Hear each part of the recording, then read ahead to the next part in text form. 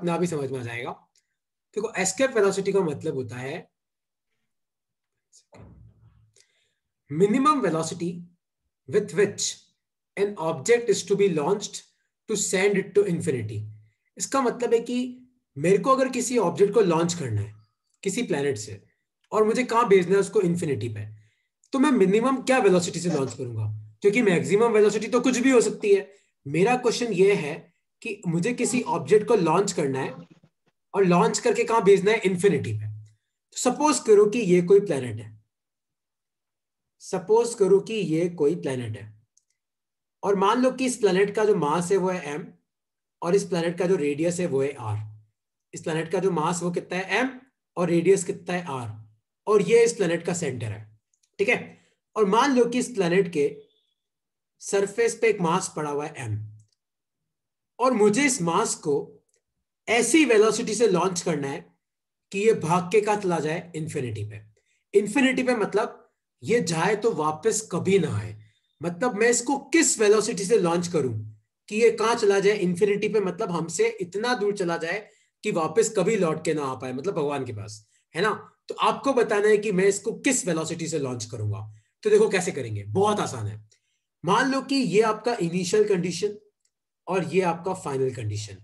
मतलब फाइनली आपका मास कहां पे, इंफिनिटी पे। इनिशियली आपका मास कहां पे, प्लेनेट के सरफेस पे। तो आप क्या करो, K initial plus U initial equal to K final plus U final. अपन ने क्या लगाया, अपन ने लगाया कंजर्वेशन ऑफ एनर्जी प्रिंसिपल। तो सपोज करो कि मैंने प्लेनेट से इस मास को लॉन्च किया वेलोसिटी v से, तो काइनेटिक एनर्जी कितनी होगी मास की, हाफ एम वी स्क्वायर होगी कि नहीं होगी। और किन्हीं भी दो मास के बीच में पोटेंशियल एनर्जी कितनी होती है, भूल तो नहीं गए formula, minus G m1 m2 by r. तो ध्यान से देखो, यहां पे आएगा माइनस जी, पहला मास ले लो प्लेनेट का वो कितना है m, दूसरा मास ले लो इस ऑब्जेक्ट का वो कितना है छोटा m। और जब आपका मास प्लेनेट के सरफेस पे था तो दोनों के सेंटर के बीच में कितनी दूरी है r, क्योंकि ये तो प्लेनेट का सेंटर है और यहां पे मास का सेंटर है, और नीचे आ जाएगा r इक्वल टू। अब तुम सब ध्यान से देखना, मेरे को इसको इस तरीके से लॉन्च करना है कि ये इंफिनिटी पे चला जाए। अरे मुझे क्या फर्क पड़ता है कि इंफिनिटी पे इसकी क्या वेलोसिटी हो, मान लो इंफिनिटी पे इसकी वेलोसिटी 0 है, मेरे को कोई फर्क नहीं पड़ता। तो इंफिनिटी पे इसकी काइनेटिक एनर्जी कितनी ले लो, 0, क्योंकि मुझे तो सिर्फ इसको इंफिनिटी पे भेजना है। वहां पे इसकी क्या वेलोसिटी हो नहीं हो मुझे क्या फर्क पड़ता है। और इंफिनिटी पे पोटेंशियल एनर्जी कितनी हो जाएगी, माइनस जी इंटू पहला मास इंटू दूसरा मास अपॉन, याद रखना जब आपका दूसरा मास इंफिनिटी पे पहुंच गया तो नीचे आर की जगह क्या आएगा, इंफिनिटी। क्योंकि अगर आपका मास इंफिनिटी पे तो इस प्लेनेट के सेंटर से कितना दूर है, इनफाइनाइट। और याद रखना 1/इंफिनिटी क्या होता है, 0। तो इस G m m by r को उधर लेके जाओ तो आपका फॉर्मूला क्या बनेगा, half m v square equal to G m m by r. तो एक m से m काटो, 2 को उधर लेके जाओ तो आपके एस्केप वेलोसिटी का फॉर्मूला बनेगा √2gm बाय आर। ये है आपकी एस्केप वेलोसिटी। किसी को अब एस्केप वेलोसिटी में कोई डाउट है तो आप पूछ सकते हो, तुम बोलो तो वापस मैं तुम्हें करा दूं, कोई डाउट है तो आप पूछ सकते हो। तो सबसे पहले तो आप एस्केप वेलोसिटी का मतलब समझो। एस्केप वेलोसिटी का मतलब ये होता है कि मैं किसी प्लैनेट से किसी मास को किस वेलोसिटी से लॉन्च करूं कि ये वापस कभी लौट के ना आए, कहां चला जाए, इंफिनिटी पे। तो ये जो वेलोसिटी है ना, इसको हम बोलते हैं एस्केप वेलोसिटी। इस वेलोसिटी को हम क्या बोलते हैं, एस्केप वेलोसिटी। तो वापस समझना इसका डेरिवेशन, क्योंकि इसका डेरिवेशन बहुत इंपॉर्टेंट है। तो सब ध्यान से, स्वरा ध्रुव सब ध्यान से देखना। मान लो कि ये कोई प्लेनेट है, मान लो कि ये कोई प्लेनेट है, इस प्लेनेट का मास है m, रेडियस है r, ठीक है। और ये इस प्लेनेट का सेंटर है। और मान लो कि इस प्लेनेट के सरफेस पे एक छोटा सा मास पड़ा हुआ है m। कितनी दूरी पे पड़ा हुआ है, मतलब सेंटर से r दूरी पे। मैंने मान लो इसको लॉन्च किया वेलोसिटी v से, और मैंने इसको इस तरीके से लॉन्च किया कि ये कहां चला गया, इंफिनिटी पे। तो आपको बताना है कि इस वेलोसिटी की वैल्यू क्या होगी। तो आप क्या करो, K initial plus U initial equal to K final plus U final, ठीक है। तो अब तुम ध्यान से देखना अपन वैल्यूज कैसे पुट करेंगे। अच्छा समझना, तो जब आपने मास को लॉन्च किया तब उसकी वेलोसिटी कितनी थी, v। और किसी भी मास की वेलोसिटी v होती है तो काइनेटिक एनर्जी कितनी होती है, हाफ एम वी स्क्वायर। तो ये तो इनिशियल कंडीशन है। फाइनली कहाँ पहुंच गया था, इन्फिनिटी पे। अरे ये जिसका भी आवाज चालू है बंद कर दो यार। ठीक है, तो इनिशियली आपकी काइनेटिक एनर्जी हाफ mv²। अब तुम मुझे बताओ कि जब ये मास इस प्लैनेट के सरफेस पे पड़ा हुआ है तो इस प्लैनेट और मास के बीच में कितनी पोटेंशियल एनर्जी है? तो -g, पहला मास प्लैनेट का, दूसरा मास ऑब्जेक्ट का, और जब ये मास सरफेस पे है तो ये डिस्टेंस कितनी है, r, तो नीचे आ जाएगा r, क्योंकि पोटेंशियल एनर्जी का फॉर्मूला होता है -g m1m2/r इक्वल टू। अब अपन बात करते हैं फाइनल काइनेटिक एनर्जी। देखो मैंने तुम्हें क्या बोला कि आप ऑब्जेक्ट को इस तरीके से लॉन्च करो कि वो इंफिनिटी तक चला जाए। कहां चला जाए? इंफिनिटी तक। अरे मुझे उससे क्या पता फर्क पड़ता है कि इंफिनिटी पे वो चल रहा है कि रुका हुआ है। तो मान लो कि वो रुका हुआ है, तो फाइनल काइनेटिक एनर्जी कितनी ले लो, 0। और फाइनल पोटेंशियल एनर्जी कितनी आ जाएगी, -g × m × छोटा m अपॉन। अब आप मुझे बताओ कि जब आपका मास इंफिनिटी पे पहुंच जाएगा तो इसके सेंटर से कितना दूर होगा, इनफाइनाइट, तो ये आ जाएगा इनफाइनाइट। और 1/इंफिनिटी क्या होता है, 0। तो आपका आंसर क्या आएगा, आप उसको उधर लेके जाओ माइनस वाली टर्म को, तो gmm/r। तो m से m गया, 2 को उधर भेजो, तो आपकी वेलोसिटी कितनी आएगी, √2gm/r। और ये वेलोसिटी है आपकी एस्केप वेलोसिटी। तो ये एस्केप वेलोसिटी का फॉर्मूला है, लिख लो अपनी कॉपी में। तो एस्केप वेलोसिटी क्या होती है? एस्केप वेलोसिटी का मतलब है कि मैं किस वेलोसिटी से लॉन्च करूं कि तुम्हारा मास जो है वो वापस लौट के कभी ना आए, मिनिमम वेलोसिटी। और अर्थ के लिए एस्केप वेलोसिटी होती है, अगर तुम्हें नहीं पता हो तो 11.2 किलोमीटर पर सेकेंड। अगर तुम किसी ऑब्जेक्ट को इस वेलोसिटी से लॉन्च करोगे ना, 11.2 किलोमीटर पर सेकेंड से, तो ये वापस लौट के अर्थ पे कभी नहीं आएगा, ये हमेशा के लिए चला जाएगा, है ना? लिख लो अपनी कॉपी में।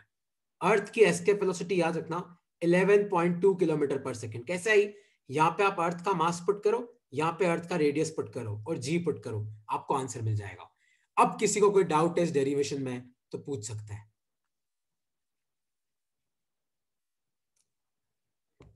अनुष्का, स्वरा, तुम्हें समझ में आया कि नहीं आया? एस्केप वेलोसिटी का डेरिवेशन मैंने कैसे किया, कंजर्वेशन ऑफ एनर्जी से। तो इनिशियल जितनी एनर्जी थी और फाइनल जितनी एनर्जी थी, उन दोनों को बराबर रख दिया, तो अपना आंसर आ गया। अब भी डाउट है तो तुम पूछ सकते हो।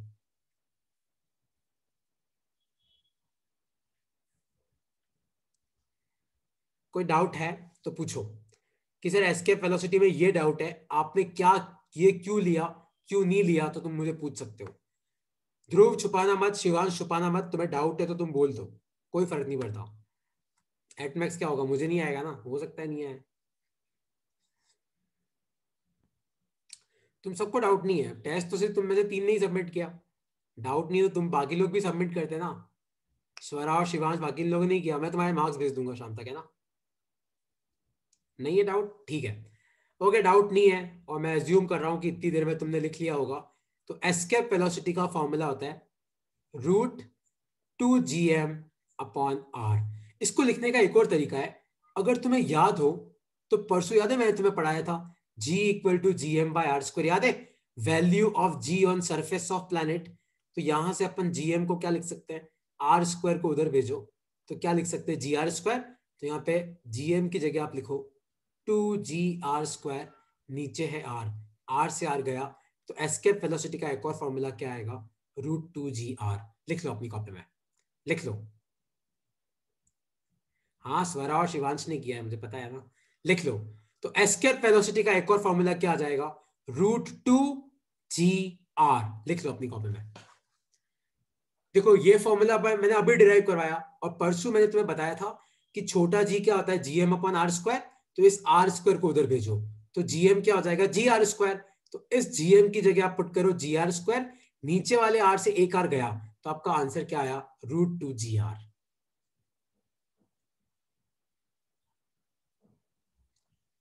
√2gr। कोई डाउट है इसमें तो पूछो कि सर ये कैसे आया, ये तुम्हें याद रखना है। कोई डाउट है किसी को तो पूछ लो, और डाउट नहीं है तो फिर अपन एक क्वेश्चन सॉल्व करेंगे। तो क्वेश्चन है ये, नहीं समझ आया? परिन ध्यान से देख, परिन देखो ये तो समझ में आया, ये वाला फॉर्मूला, ये वाला फॉर्मूला कैसे आया, √2gm/r। याद है, ये तो अपन ने एक डेरिवेशन किया, ये देख थोड़ी देर पहले। अब मैंने लास्ट क्लास में बताया था कि छोटा g होता है gm/r²। याद है, मैंने दोनों फॉर्मूले लिखे थे, gmm/r² इक्वल टू, मैंने mg किया था, m से m गया तो g कितना होता है gm/r²। तो यहां से अपन gm को क्या पुट कर सकते हैं, इस r² को उधर लेके जाओ तो gm को gr² पुट कर सकते हैं। तो इस gm की जगह आप पुट करो gr², और नीचे का r था, r से r गया तो ये आ जाएगा √2gr, है ना। लेकिन अब इन दोनों में से कौन सा फॉर्मूला कब यूज करना है, ये कब यूज करना है, ये कब यूज करना है, अब मैं वो तुम्हें बता रहा हूं। तो लिखो अपनी कॉपी में एक क्वेश्चन लिखो, escape velocity from a planet, escape velocity from a planet of mass m and radius r। कोई प्लेनेट है जिसका मास m a, radius r a, इस 20 मीटर पर सेकेंड।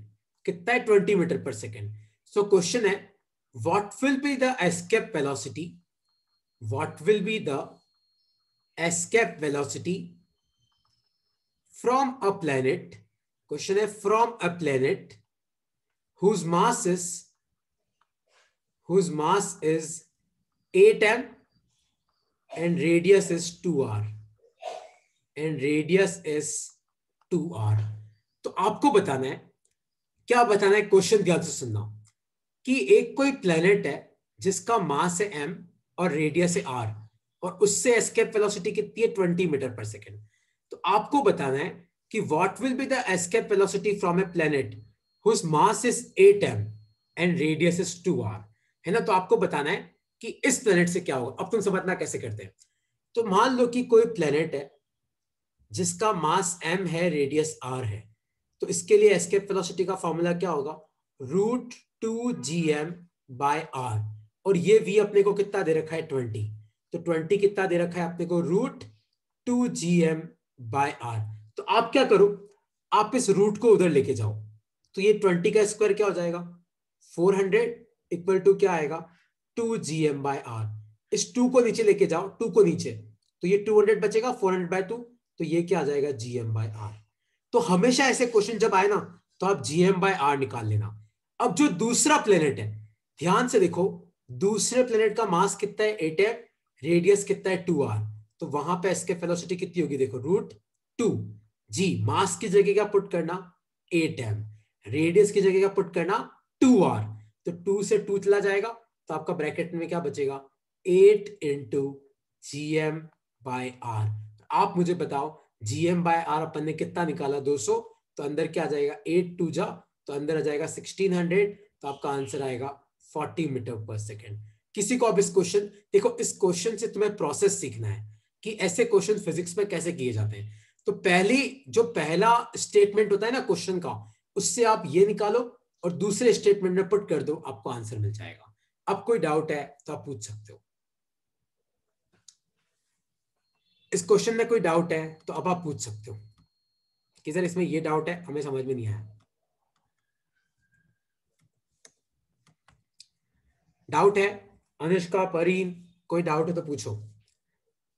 तो पहले आपको ये फॉर्मूला लिखना था, इससे आपको gm/r निकालना था, फिर वापस दूसरे प्लेनेट के लिए फॉर्मूला लिखना था, उसमें gm/r की वैल्यू पुट करनी थी, जिससे आंसर आ जाता। हाँ, मैं एक क्वेश्चन और करवा रहा हूं, परीन, अनुष्का, देखो एक क्वेश्चन का आंसर तुम आंसर करोगे, स्वरा तो क्वेश्चन नहीं, ये सब क्वेश्चन ध्यान से देखो। मैं एस्केप वेलोसिटी को ईवी लिख रहा हूं, इसको इलेक्ट्रिक व्हीकल में समझ लेना। Escape velocity from a planet of, देखो मैं मास वर्ड नहीं लिख रहा हूं, मैं लिख रहा हूं मास कितना है 2m, रेडियस कितनी है r, इस 10 मीटर पर सेकेंड। मतलब कोई प्लेनेट है जिसका मास 2m है, रेडियस r है, और उससे एस्केप वेलोसिटी कितनी है 10 मीटर पर सेकेंड। तो क्वेश्चन है, what will be the escape velocity, what will be the escape velocity from, एक प्लेनेट है जिसका मास है 4m और रेडियस है 2r। करो क्या आएगा इसका आंसर, सोचो जल्दी, ट्राई करो क्या आएगा इसका आंसर।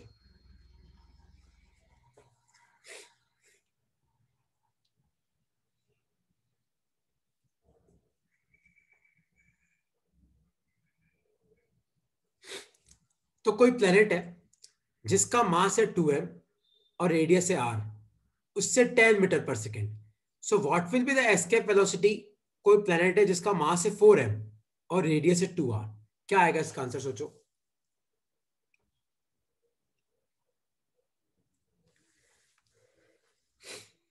कोई भी एस्केप वेलोसिटी का फॉर्मूला मत भूलना, √2gm/r।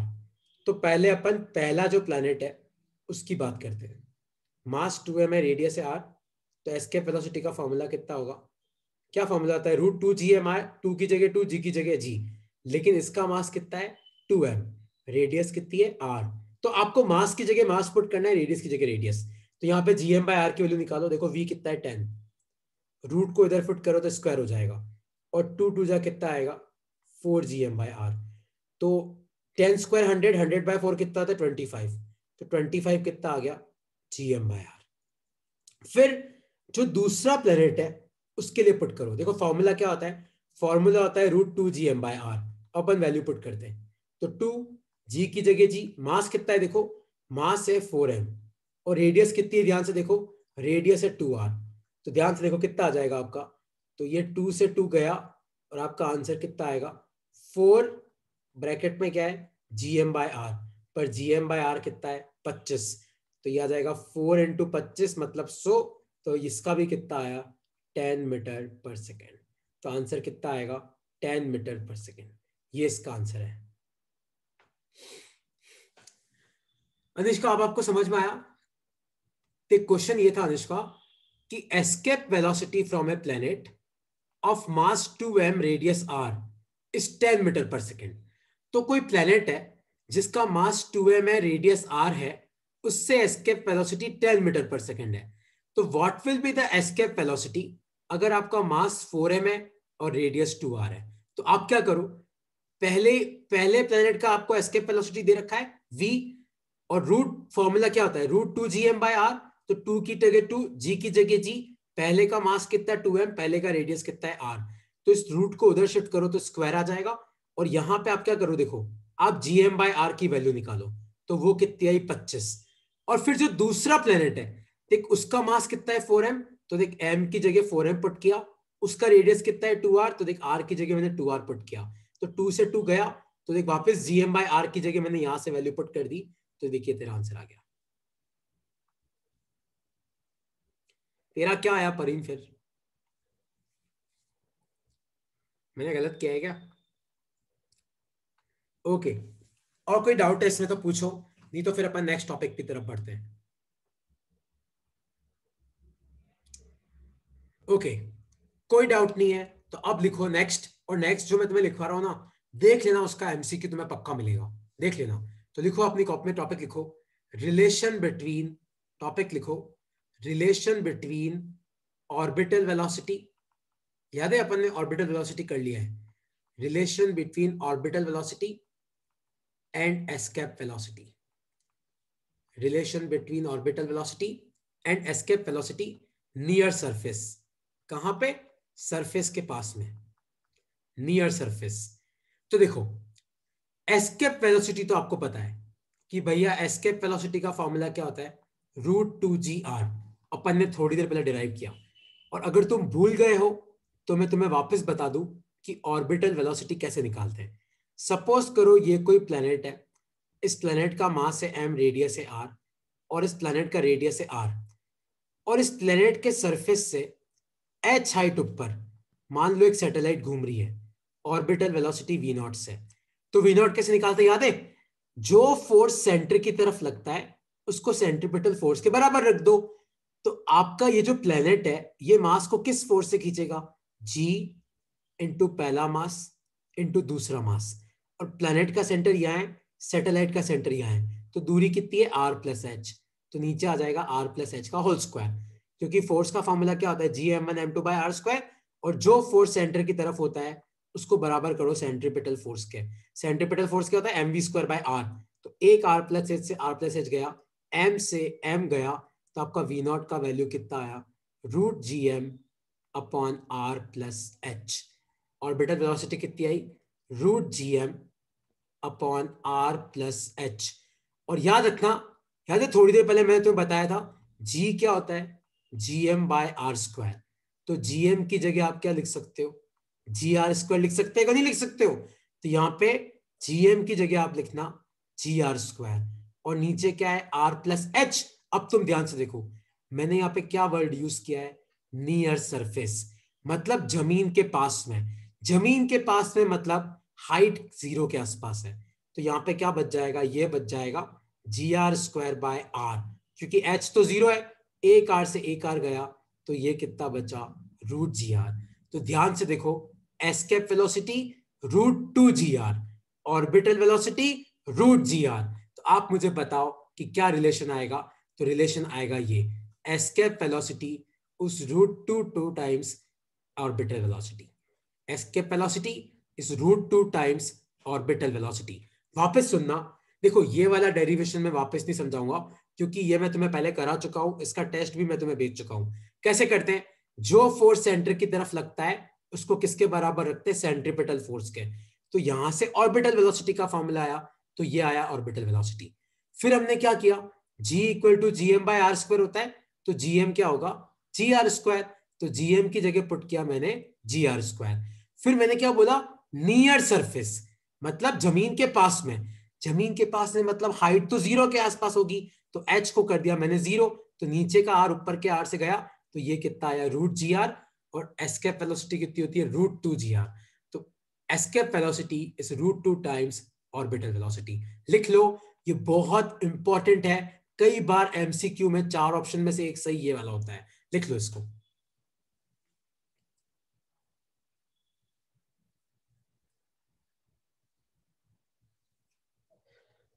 लिख लो इसको। और कोई डाउट है इसमें तो आप पूछ सकते हो।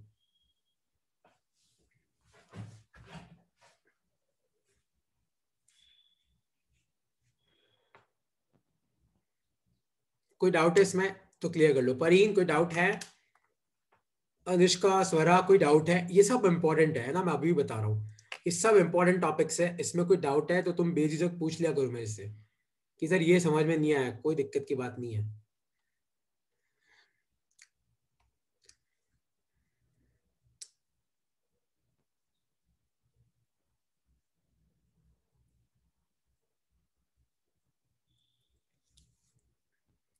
ओके, कोई डाउट नहीं है तो फिर अपन आगे बढ़ेंगे। रिपीट करूं एक बार, चलो एक बार रिपीट कर देते, कोई दिक्कत की बात नहीं है। देखो, एस्केप वेलोसिटी होता है √2gr, इसमें तो कोई डाउट नहीं है, ये तो देखो अपन पहले डिराइव कर चुके हैं। और ऑर्बिटल वेलोसिटी का फॉर्मूला होता है, जो मैं तुम्हें डिराइव करवाया था, वो था gm/r+h। ठीक है अनुष्का? और छोटा जी क्या होता है, छोटा जी होता है gm/r²। इसको मत भूलना प्लीज यार, लास्ट क्लास में अपन ने सारे जी पढ़े, तुम एक बार घर पे पढ़ा करो, तुम्हें याद हो जाएगा। तो gm को अपन क्या लिख सकते हैं, gm को अपन लिख सकते हैं gr², ये r² क्रॉस मल्टीप्लाई होकर उधर आ जाएगा, तो gm की जगह लिख, तो gm की जगह आप क्या लिख सकते हो, gr²/r+h। लेकिन मैंने क्या बोला, सरफेस के पास में, तो सरफेस के पास में तो हाइट 0 होगी, और r से एक r चला जाएगा, तो ये कितना आ गया, √gr। अब तो ध्यान से देख, एस्केप वेलोसिटी क्या है, एस्केप वेलोसिटी को अपन क्या लिख सकते हैं, √2 × √gr, पर √gr क्या है, ऑर्बिटल वेलोसिटी। तो एस्केप वेलोसिटी क्या होती है, √2 टाइम्स ऑर्बिटल वेलोसिटी। यहां से आया। वापस बोलो तो वापस समझा दूंगा, और पूछना है वापस?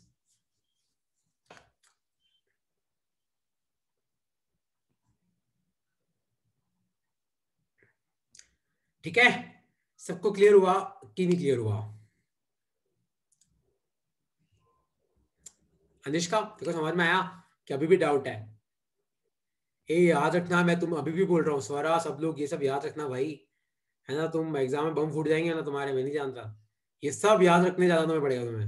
मैं तुम्हें आज ही इसके नोट्स भेज दूंगा, है ना? मुझे बस क्लास खत्म होने के बाद एक पिंग करना, इसके नोट्स में तुम्हें फॉरवर्ड कर दूंगा, लिख लेना। अच्छा, एक अब है, एक टॉपिक है Kepler's law. Kepler's law of planetary orbits. अब ऐसा है कि कैप्लर्स लॉ सिलेबस से कब का हट गया, लेकिन कोई ना कई जगह कराते हैं, तो तुम्हें अगर कराते हो तो तुम मुझे बता दियो, है ना? वरना उसके कुछ 2 पार्ट में तुम्हें करा रहा हूं, कैप्लर के लॉ के 2 पार्ट में तुम्हें करा रहा हूं। अगर तुम्हें कराए हो तो मुझे बता देना। तो देखो, कैप्लर का लॉ का एक पार्ट है कि टाइम्स का square is directly proportional to r का क्यूब। अब इसका मतलब क्या है? इसका मतलब है कि स्क्वायर ऑफ टाइम पीरियड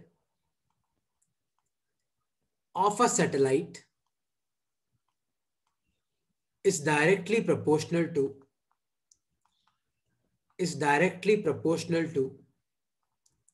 लिख लो इसको अपनी कॉपी में, is directly proportional to cube of radius of orbit। लिख लो इसको अपनी कॉपी में, एक बार लिखो इसको, फिर मैं तुम्हें इसको यूज करना सिखाता हूं कि टाइम पीरियड का square directly proportional to r के क्यूब की होता है। ये आर रेडियस नहीं है, ये आर क्या है? ये आर है रेडियस ऑफ ऑर्बिट। मैं इसका एक क्वेश्चन करूंगा तो मैं समझ में आ जाएगा। तो square of time period of a satellite is directly proportional two cube of radius of orbit. अब इसका मतलब क्या है, मैं तुम्हें क्लियर करता हूं कि मैं क्या लिखवा रहा हूं ये, है ना, क्योंकि इसके क्या न्यूमेरिकल बन के आते हैं और तुम्हें ये लॉ अगर पता होगा ना तुम जल्दी से न्यूमेरिकल कर लोगे। तो टाइम पीरियड का square is directly proportional to radius का क्यूब होता है। अब इसका मतलब क्या है तुम ध्यान से समझना। तो सपोज करो कि एक कोई प्लेनेट है और इस प्लेनेट का मास है m, और इस प्लेनेट के सेंटर से 3r दूरी पे एक कोई सैटेलाइट है और इस सैटेलाइट का टाइम पीरियड तुम्हें दे रखा है 2 आवर्स। कितना टाइम पीरियड दे रखा है? 2 आवर्स। तो मेरा क्वेश्चन यह है कि मान लो एक और सैटेलाइट है जो सेंटर से 6r दूरी पे है, तो आपको बताना है कि इसका टाइम पीरियड कितना होगा। तो देखो कैसे करते हैं। रेडियस ऑफ ऑर्बिट है, मतलब आपको सेंटर से नापना है, तो आप क्या करो, ये वाला फॉर्मूला यूज करो, T square directly proportional to r cube. तो देखो ये मान लो पहला टाइम, तो T1 आपको कितना दे रखा है 2 और R1 आपको कितना दे रखा है 3R। T2 आपको निकालना है, मान लो ये टाइम पीरियड T2 है और R2 कितना दे रखा है आपको, ध्यान से देखो 6R। R2 कितना दे रखा है 6R, मतलब 3R दूरी पे जो सैटेलाइट घूम रही है सेंटर से 3R दूरी पे, उसका टाइम पीरियड कितना है? 2 घंटे। तो आपको बताना है कि सेंटर से 6R दूरी पे जो घूम रही है उसका टाइम पीरियड कितना होगा। टाइम पीरियड का मतलब है एक चक्कर काटने में कितना टाइम लगेगा। तो आप क्या करो, देखो ऐसे लिखो, T1 square upon T2 square और T1 के सामने R1 cube upon R2 cube. बस ये वाली इक्वेशन में T1 है ही अपने पास 2, R1 की जगह पुट करो 3R, R2 की जगह पुट करो 6R, इससे आपको क्या मिल जाएगा? T2 मिल जाएगा। ऐसे करते हैं क्वेश्चन। तुम्हें समझ में आया कि ये वाला फॉर्मूला कैसे यूज करते हैं? T का मतलब होता है एक चक्कर काटने में कितना टाइम लगेगा। तो ये जो मास है इसको एक चक्कर काटने में कितना टाइम लग रहा है? 2 घंटे। तो आपको बताना है कि जो दूर एक मास है इसको एक चक्कर काटने में कितना टाइम लगेगा। तो आपको इस तरीके से इन क्वेश्चन को सॉल्व करना है ना। मैं तुम्हें एक इसका एग्जांपल दे रहा हूं, है ना, वो तुम पूरा सॉल्व करना, पर इसमें कोई डाउट है तो पूछ लो, इसमें नहीं होगा तो अगला तुम खुद ही सॉल्व कर लोगे।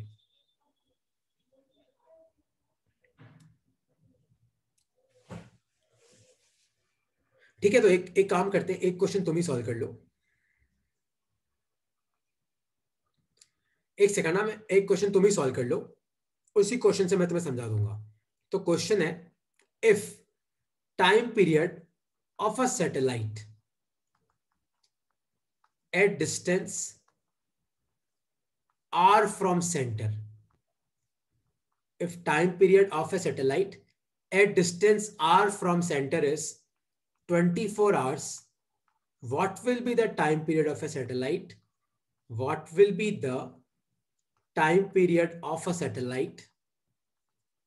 What will be the time period of a satellite at distance r by 2 from center? At distance r by 2 from center।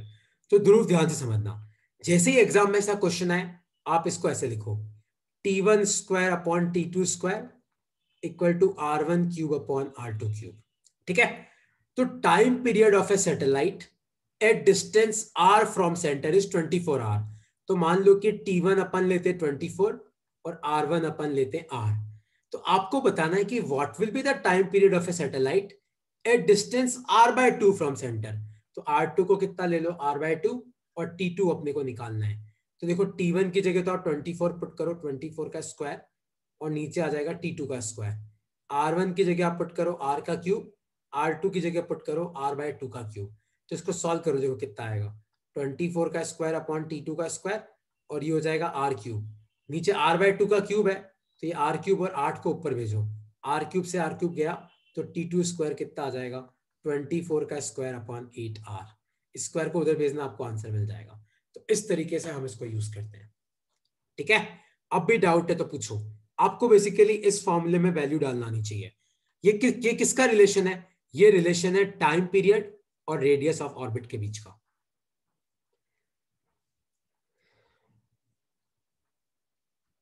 ठीक है, कोई डाउट है इसमें तो पूछ सकते हो।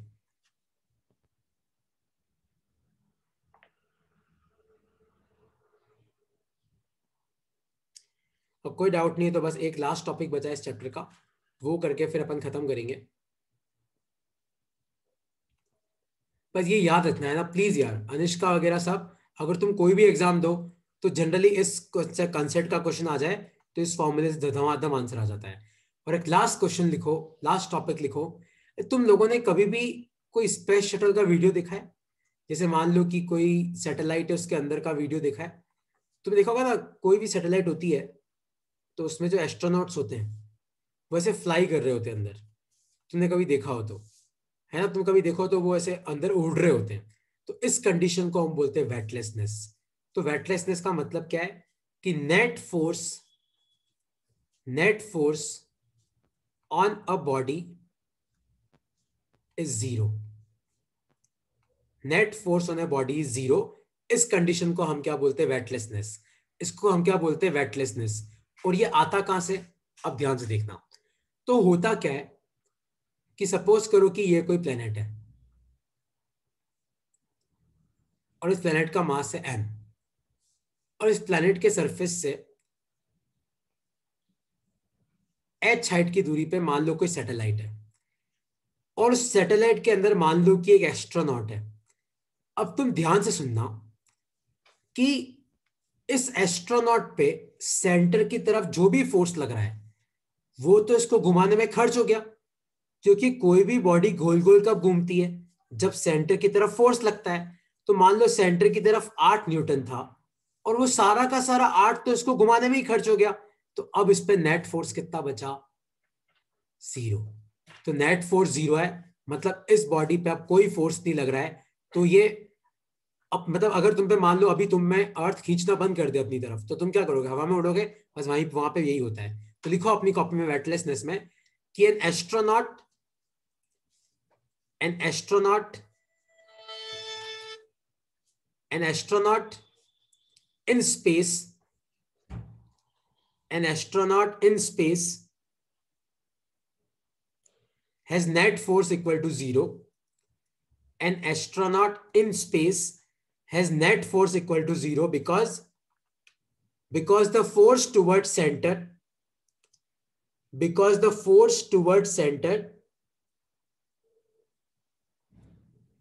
is used to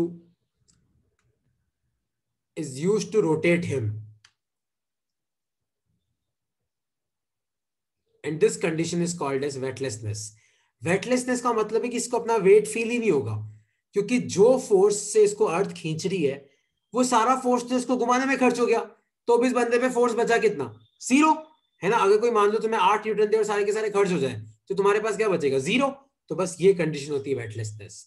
तो देखो इस चैप्टर में क्या क्या इंपॉर्टेंट टॉपिक पढ़े अपन ने, फोर्स पढ़ा, फिर पोटेंशियल एनर्जी पढ़ा, फिर ऑर्बिटल स्पीड पढ़ा, फिर टोटल एनर्जी पढ़ा, फिर टाइप ऑफ सैटेलाइट पढ़ा, फिर एस्केप वेलोसिटी पढ़ा, फिर वैल्यू ऑफ जी पढ़ा, और फाइनली अपन ने पढ़ा वेटलेसनेस। इसके साथ तुम्हारा ग्रेविटेशन पूरा चैप्टर खत्म होता है ना। नेक्स्ट क्लास में हम लोग चालू करेंगे प्रॉपर्टी ऑफ सॉलिड्स। आज शाम तक यार तुम ऑर्बिटल स्पीड का टेस्ट सबमिट कर देना, तुम्हें ही फायदा है ना। मेरे को तो आता है, मेरे को कोई फायदा नहीं उससे। ठीक है, चलो ओके यार, और कुछ पूछना है तो आप पूछ सकते हो। हाँ इंटरस्टेलर, पर ही इंटरस्टेलर करेक्ट। इंटरस्टेलर में भी वो सीन होता है ना, वो उड़ के एक दूसरे की तरफ जाते हैं। तो क्यों उड़ पाएगा, है ना। आप उड़ तभी पाओगे जब आप पे नेट फोर्स जीरो हो जाए, ताकि आप जो भी एक्सटर्नल फोर्स लगाओ वो तुम्हें पुश करेगा। और कुछ पूछना है तो आप पूछ सकते हो। अरे हाँ परवीन, आज भेज दूंगा गारंटी। परसों लेट हो गया था, आज भेज दूंगा, अब भी रात को भेज दूंगा मैं, ठीक है। नोट्स भी भेज दूंगा इस चैप्टर के, और इस चैप्टर के वो भी भेज दूंगा, ठीक है। चलो बाय यार।